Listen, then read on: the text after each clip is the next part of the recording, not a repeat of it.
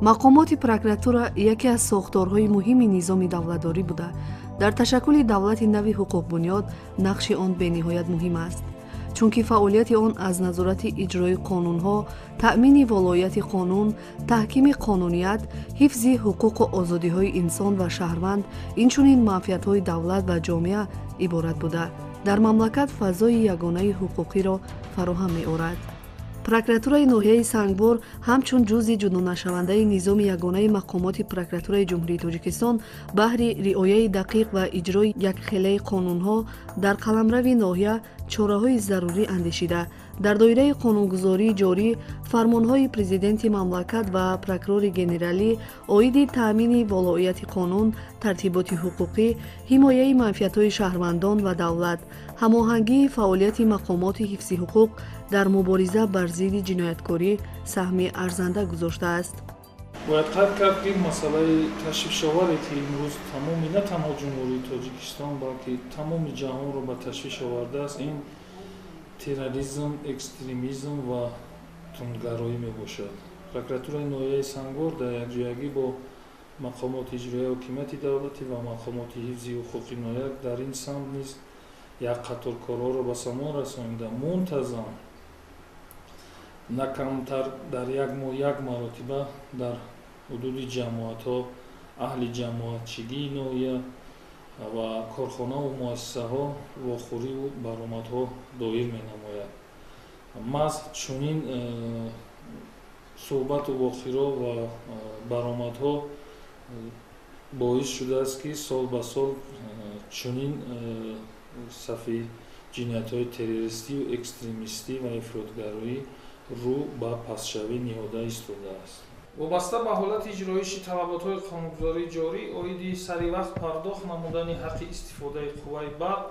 дар ин давра як маротиба сандишҳо гузаронида шуда, аз натиҷаи он 19 адад амр оиди фавран бартараф намудани қонунвайронкунӣ,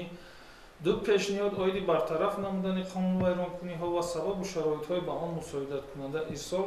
гардида, аз натиҷаи пешниҳод 3 нафар кормандони шабакаҳои барқи ноҳия ба ҷавобгарии интизомӣ кашида шуда, 3 нафар шаҳрвандон барои ғайриқонунӣ бидуни ҳисобкунаки барқӣ истифода намудани қувваи барқ ба ҷавобгарии маъмурӣ кашида шуда, 20385 сомонии зарари расонида шуда ба шабакаҳои барқии ноҳияи Сангбор барқарор карда шуд. мақомоти прокуратура дар 29 соли фаъолияти мустақили хеш дар даврони соҳибистиқлолӣ ҳамеша дар пойдории давлату миллат ва устувории қонуният саҳмгузор мебошад. бешубҳа дар ҳама давру замонҳо кормандони мақомоти прокуратураи ҷумҳурӣ бо садоқатмандӣ ба ватан, арзишҳои миллӣ ва дар заминаи риояи қонунҳо кӯшиш ба харҷ медоданд ки ҳамеша волояти қонун таъмин карда шавад. ноҳияи Сангбор бори аввал дар ҷумҳурӣ моҳи феврали соли 1931 ва баъдан бо қарори шӯрои олии ҷумҳурии шӯравии социалистии Тоҷикистон соли 1991 аз ҳисоби хурд кардани ноҳияи Камсамолобод ҳоло Нуробод ташкил шуда, аз пойтахт маркази ноҳия 214 километр ҷойгир шудааст. ҳудуди маъмурияш 598.4 километри квадратӣ буда, аҳолияш зиёда аз 22 000 нафарро ташкил медиҳад. ноҳияи Сангбор яке аз ноҳияҳои калонтарини ҷумҳурӣ ба ҳисоб рафта, бо ноҳияҳои Нуробод, Рашт, Тоҷикобод, Лахш, Мурғоб, Ванҷ, Дарвоз, Ховалин ва Балҷувон ҳамсарҳад мебошад. прокуратураи ноҳияи Сангбор бошад дар даврони истиқлолияти давлатӣ соли 1991 таъсис дода шуда, тӯли 29 сол аст ки фаъолият менамояд. он дар давраи истиқлолият вазифаҳои пурмасъулияти худ риояи дақиқ ва иҷрои якхелаи қонунҳоро дар қаламрави ноҳия назорат карда, дар таҳкими қонуният, тартиботи ҳуқуқӣ ва мубориза бар зидди ҷинояткорӣ саҳми муайян гузоштааст. аз кормандони даврони истиқлолият ки муддатҳои тӯлонӣ аз ҷумла дар вақти ҷанги шаҳрвандӣ дар прокуратураи ноҳияи Сангбор фаъолият карданд, собиқ ёрдамчии прокурори ноҳия Буруф Қудратулло ва ронандаи прокуратура Ғафуруф Юсуфро бояд махсус қайд кард. онҳо бо меҳнати худ дар давраҳои ҳассос фаъолияти прокуратураи ноҳияро пеш бурда, онро тарк накардаанд. давраҳои пеш финӣ буд, баъди ҷангӣ корам қин буд, که ما کار کردیم توی حالت آمدیم شکر خداوند دنیا تین شده است آباد شده است نبود پیشتر ماشین هم نداشتیم یک ماشین داشتیم و هم کلیته بود حالا بعد ماشین شدیم حالا ماشین نو دادن زدنی هم کنه بود که هم پراکتور در اونجا خواب میکرد هم بسیار کار میکرد حوضی شکر خدا صاحبی اماراتی وظیف شدیم دنیا تین شده است کار کرده گشتیم با زمین ما همراهی فرزندمان در قشلاق اندام گرفتیم که یک استادیون زمانوی سازیم به استفاده بدیم انشالله که به همین 9 سپتامبر زدنی را ما به استفاده میتیم. محض جای داشتن چنین مخصوصیت فعالیت در کار کارمندان باعث آن گشت که پروکراتورای ناحیه موقع خود را در جمعیت نگاه دارد. گذشته از این عامل‌ها به آن مساعدت نمودند که رعایت قانونیت در ناحیه باز هم مستحکم گردیده است. در تاریخ پروکراتورای ناحیه لحظه‌های حساسی بودند که بر اثر جنگ شهروندی فعالیت مقامات حفظی حقوق فلج گشته سابق بینای پروکراتورای ناحیه به باششگاه ستاد مخالفین مبدل گردیده بود. در این لحظه‌ها تمام موادهای کاری، پرونده‌های جنایتی و حجت‌های مخفی در خودی‌های آهنین موجود بوده را آتش زده بودند. با نظرداشت متعدل گشتن وضعیت در آخر سال 1997 زینه به زینه فعالیت مقامات حفظی حقوق جابجا گشته با برقرار نمودن اتاق‌های کاری و حجت‌گذاری به فعالیت پوره پرداختند. عین زمان کارمندان پروکراتورای ناحیه در بینای 2 آشیانه حاضر زمان ساخته شده فعالیت نموده برای استراحت بدهکاری آنها 2 عدد منزل‌های استقامتی خدمتی مهیا کرده شده است. کارمندان پروکراتورای ناحیه در برابر کارمندان مقامات‌های قدرتی در حمایت صلح و آرامی و ثبات شهروندان از ابتدا سهمگذار بوده در کار تامین ترتیبات حقوقی و حمایت حقوق شهروندان نقش ارزنده گذاشتند. طوری که معلوم است نظارت پروکروری این فعالیت رسمی عمومی بوده در دایره قانون عملی می شود و کارمندان پروکروری و تفتیشاتی مقامات پروکراتور خدمتچیان دولتی بوده دایره وسیع تاثیررسانی می باشند. با نظرداشت این حالتها به عمل برآوردن نظارت پروکروری مسئولیت کلان را طلب می کند. ساکنان ناحیه باوری کامل دارند که مقامات پروکراتور من بعد نیز کفیل حمایت حقوق انسان بوده اجرایش یک خیله قانونها را در قلمرو کشور تامین می نماید. طبق سپارش دائم عملکننده پروکراتوری گنرالی جمهوری تاجیکستان درباره حالت اجرای قانون جمهوری تاجیکستان درباره حمایت حقوق استعمال کنندگان و دیگر سندهای معیاری حقوقی که به حمایت حقوق استعمال کنندگان روانه کرده شده را پروکراتور ناحیه سنگور منتظم مورد سنجش و تحلیل قرار می‌دهد.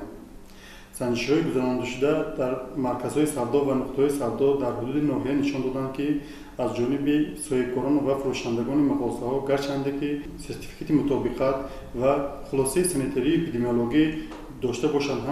اما نه در همه حالت از جانب آنها ماده 7 قانون جمهوری تاجیکستان درباره حمایت حقوق استعمال کنندگان و طور باید و شاید رعایت کرده می‌شود. چنانچه شهروند استقامت کننده ناحیه سنگور جماعت دهات سنگور دهش پلیان به صفت فروشنده در مغازه تجارتی با فروش مال و محصولات مولدش استعمالشون گذاشته شده مشغول گردیده یک قدر مال و محصولات هایی که مولد استعمالشون گذاشته و با سلامتی استعمال کنندگان ضرر آور را به فروش برآورده است که این محصولات ها از قبیل روغن رستنی، حسیب، قندها، چند نمود شکلات و دیگر محصولات ها به مبلغ زیاده از 700 سومانی به فروش برآورده شده است که این حالت ضمن گذرانده سنجش‌های پروکروری آشکار کرده شده مال و محصولات‌های مولدشان استعمال گردیده را از فروش گرفته شدند. مال و محصولات‌های مولد استعمالشان گذاشته شده را برای تشخیص به مرکز نظارت دولتی و سانیتری و اپیدمیولوژی ناحیه پیشنهاد کرده شدند که طبق خلاصه مرکز این مال و محصولات‌ها برای استعمال کنندگان برای حیات و سلامتی آنها ضررآور میباشند. از این رو از جانب پروکراتوری ناحیه نسبت صاحبکار انفرادی استقامت کننده ناحیه سنگور جماعت دهات سنگور دهش پلیان با دسترسی ماده 209 قسم 1 کودکس جنایتی جمهوری تاجیکستان پرونده جنایتی آغاز کرده شده بعد از انجام تفتیشات پیشکی برای ماهیتاً بررسی نمودن به سود ناحیه فرستاده شد. مقامات پروکراتورای جمهوری محض بعد به دست آمدن استقلالیت دولتی در جامعه نفوذ خاصه پیدا نموده، از جمله سالهای اخیر در تامین ثبات و آرامی، پایداری دولت دموکراتیک و حقوق بنیاد و حفظ حقوق و آزادی‌های انسان سهمی ارزنده گذاشته است. فعالیت این مقامات دولتی در همه ساحه‌های حیات جمعیتی برعلا احساس گردیده. با نظرداشت وظیفه‌های موجوده، کارمندان مقامات پروکراتور همیشه در راه حمایت منفعت‌های دولت و هر یک شهروند میباشند. هنوز از ابتدای در خریطه سیاسی جهان ارزی هستی نمودن دولت مستقل تاجیکستان، کارمندان این مقامات با اعتماد با وجود شرایط‌های وزین، وظیفه‌های خدمتی خود را با حس بلند مسئولیت، کاردانی و صداقت به خلق و وطن اجرا نمودند. مقامات پروکراتورا یکی از ساختارهای مهم نظام دولتداری بوده. در تشکل دولت نوی حکومت نقش آن به نهایت مهم است، چون که فعالیت آن از نظارت اجرای قانون‌ها، تأمین ولایت قانون، تحکیم قانونیت، حفظ حقوق و آزادی‌های انسان و شهروند، این چنین منفعت‌های دولت و جامعه عبارت بوده در مملکت فضای یگانه حقوقی را فراهم می‌آورد. مقامات پروکراتورا در 29 سال فعالیت مستقیم خویش در دوره صاحب استقلالی همیشه در پایداری دولت و ملت و استواری قانونیت سهمگذار میباشد. کارمندان مقامات پروکراتورا در برابر دیگر کارمندان مقامات حفظ حقوق در حمایت صلح و آرامی و ثبات شهروندان از ابتدا سهمگذار بوده، در کار تأمین ترتیبات حقوقی و حمایت حقوق شهروندان نقش ارزنده گذاشتند.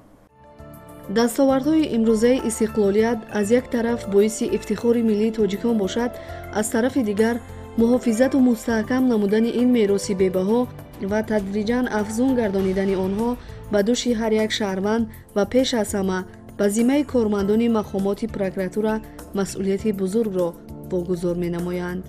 در شرایط کنونی حیات جامعه جهانی تا رفع شدت گرفتن روندهای جهانی شوی در منطقه‌های گوناگون عالم، پنهان شدن تهدید و خطرهای نو از قبیل تروریسم و افراطگرایی، جنایتکاری متشکل بین المللی و دیگر رویه‌های برای انسانیت خطرناک، ما باید پیوسته سعی و تلاش ورزیم و کوشش نماییم که ارزش‌های ملی، استواری پایه‌های دولتداریمان را فداکارانه حفظ نماییم.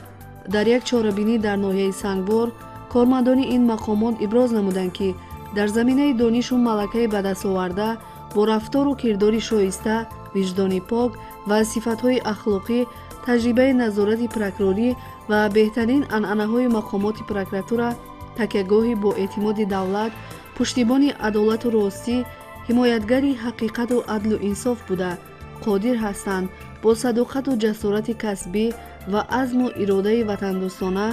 وظیفه‌های در نزدشان گذاشته شده را سربلندانه به انجام رسانند.